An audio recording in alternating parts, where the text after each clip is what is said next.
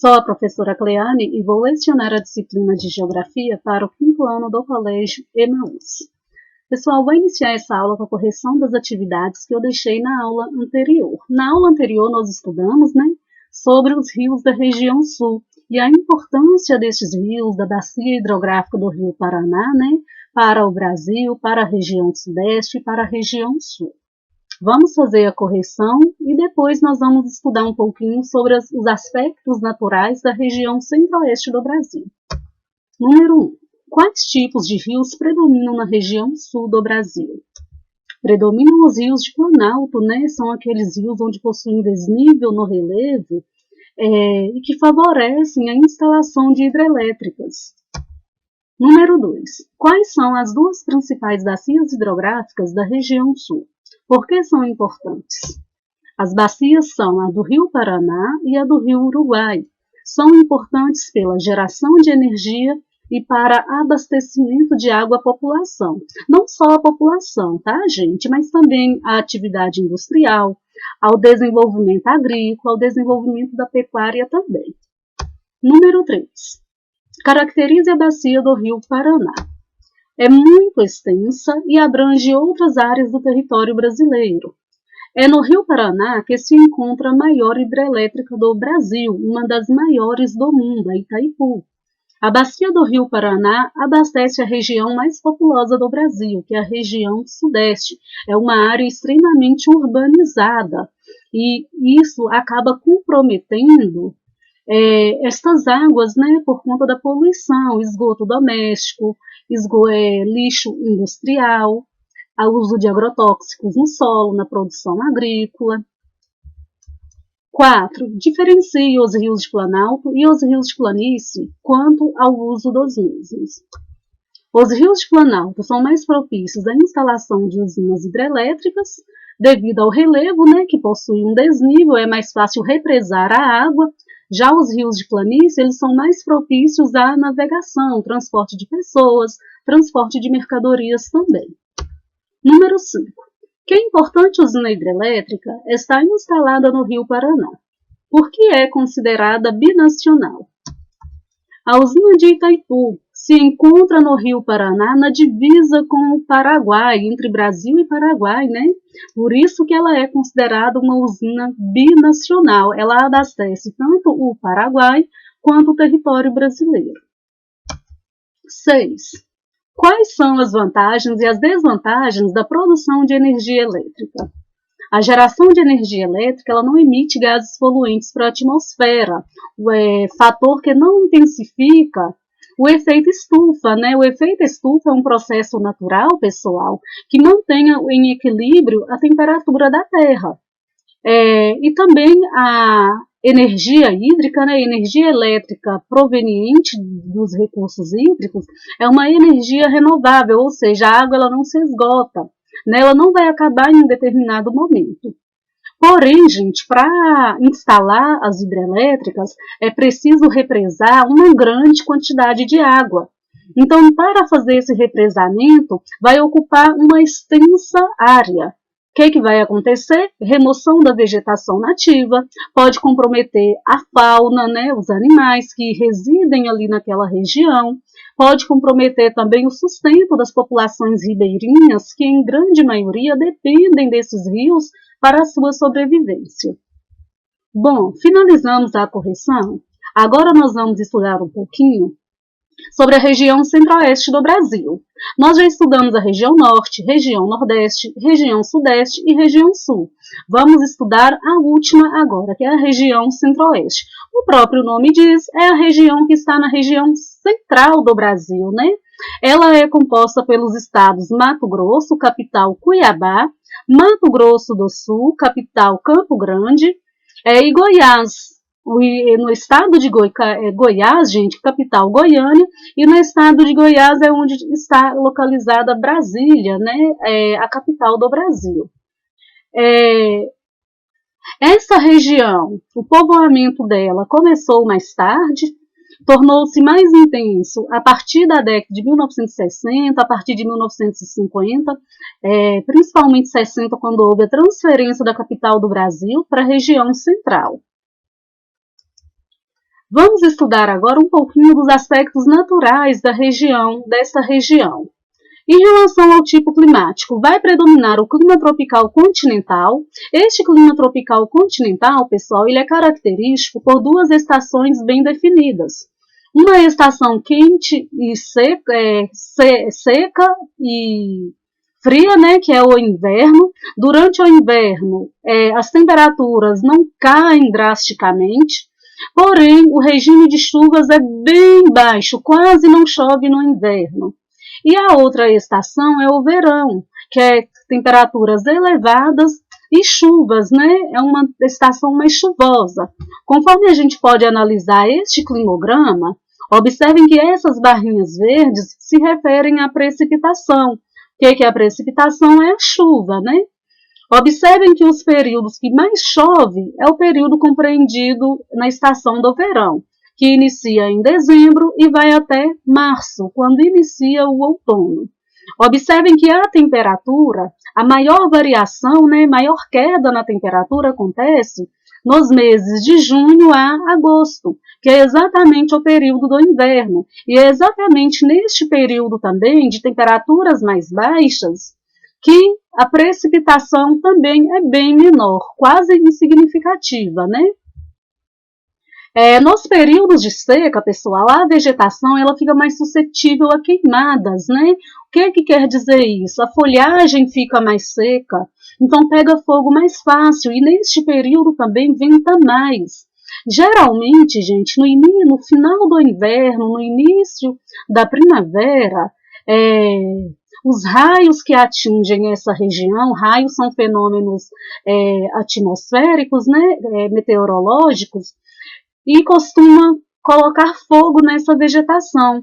Essa queimada natural ela é controlada logo em seguida pelas chuvas que vêm. E isso contribui para que as sementes, né, brotem neste solo. Quando é uma ação humana, uma interferência humana, né, podemos dizer inclusive uma ação criminosa, quando colocam fogo nas matas, principalmente no inverno, como nós estamos vendo agora, né, o fogo ele fica descontrolado e acaba destruindo uma grande região.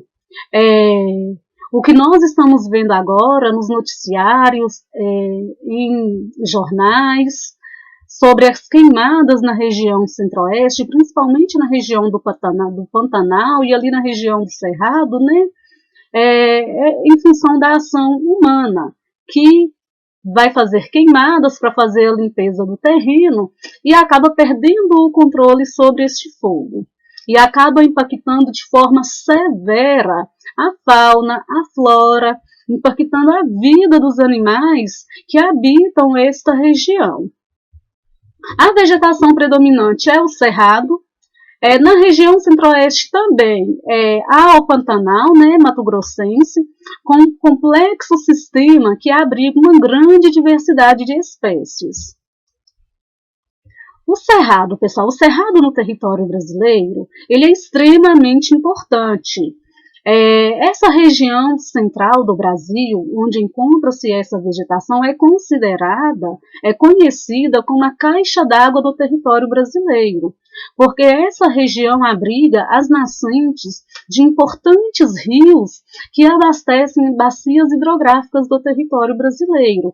Cerca de 8 dessas bacias hidrográficas, pessoal, tem nascentes, né, na região central do Brasil. O cerrado ele apresenta poucas árvores, né, baixas de troncos tortuosos, são aqueles troncos retorcidos, e cascas grossas, né? Os arbustos são secados de plantas rasteiras, são as gramíneas.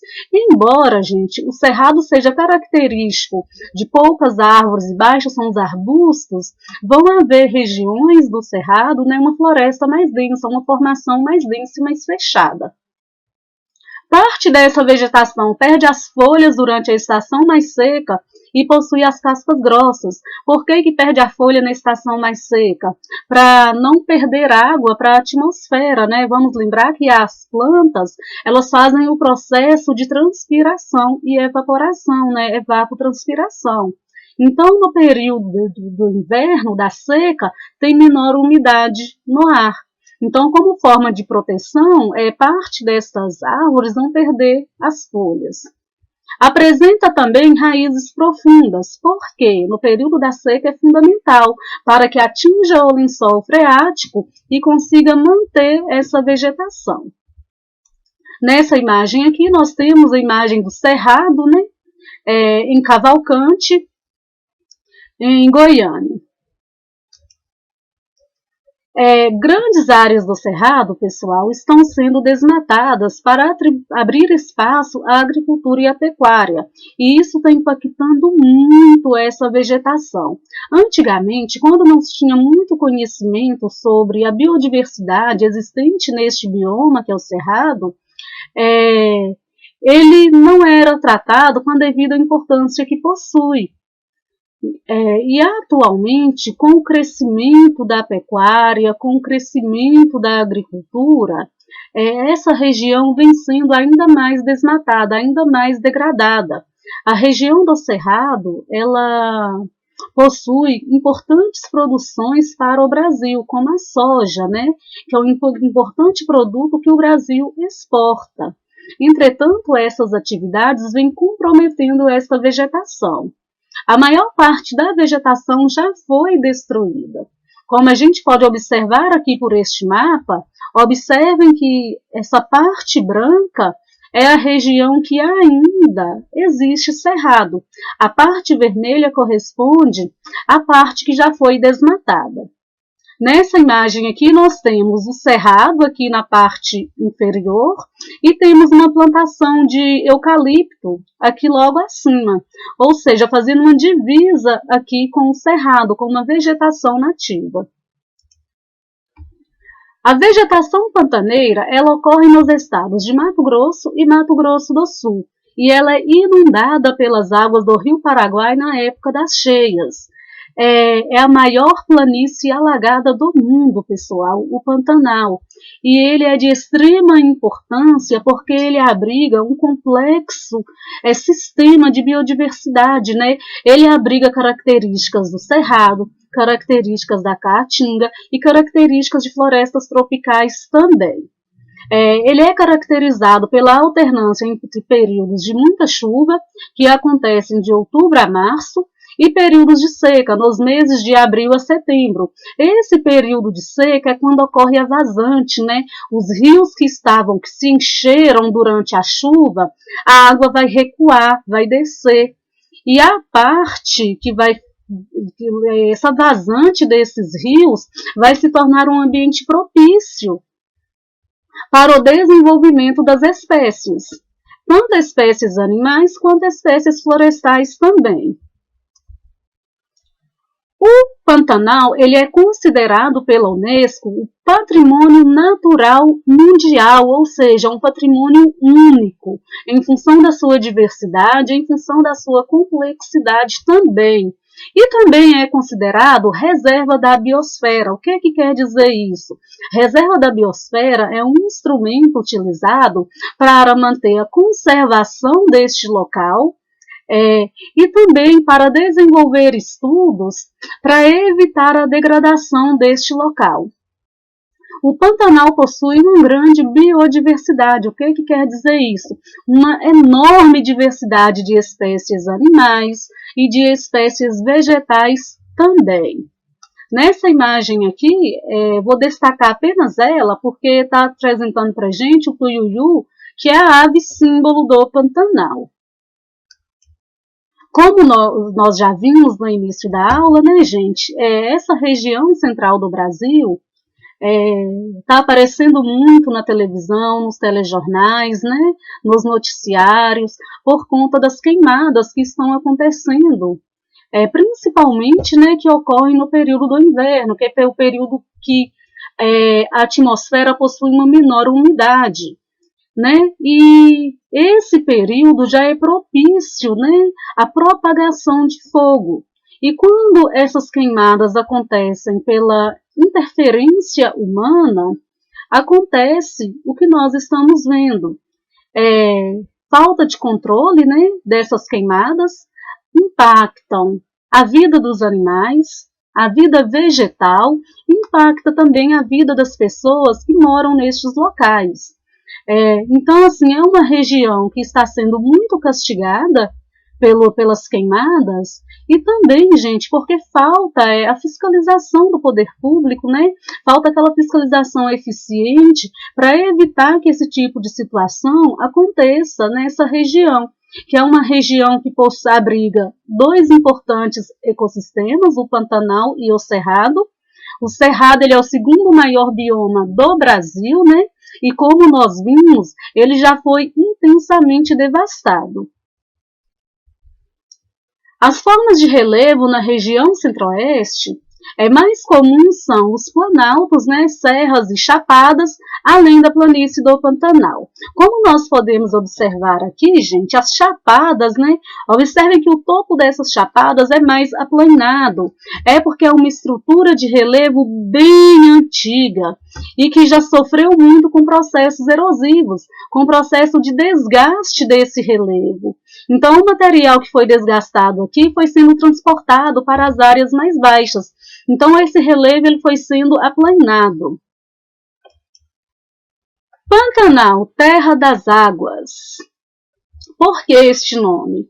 Porque é a maior planície alagada e inundável do mundo, principalmente no período das cheias. E quando vem a seca, como nós já vimos, a região se torna propícia ao desenvolvimento da vida, desenvolvimento de animais e de vegetais. O ciclo das águas no Pantanal. O Pantanal é formado por uma área de 200 quilômetros quadrados, dos quais, 200 mil, tá, gente? Dos quais 100 mil quilômetros quadrados ficam totalmente inundados de novembro a fevereiro, durante o período das cheias. Trata-se da maior planície alagada do planeta. O ciclo das águas é o ciclo da vida no Pantanal. Em março, quando elas começam a baixar, o céu é cortado por aves de todas as cores. Quando os rios voltam para seu leito normal, surgem inúmeras lagoas repletas de peixes, jacarés e outros animais. Em outubro é a vez da piracema. Piracema, gente, é a desova dos peixes, é quando os peixes eles vão se reproduzir. Esse nome foi dado pelos indígenas, né? E é uma viagem que os peixes fazem quando eles sobem a correnteza para desovar. Este texto aqui está trazendo mais informações sobre a piracema, né? Durante a época das cheias, esses peixes sobem para desovar, então eles retornam depois com os filhotes. E esse período, esse processo, ele é chamado de piracema. Bom, finalizamos a nossa aula. Tem algumas atividades para vocês fazerem no livro de Geografia. São as páginas 145, 147, 148 e 149. E também tem estas atividades complementares. Copiem as perguntas no caderno, tá bem? Bons estudos para vocês. Até a próxima aula e lembrem-se, juntos no caminho certo.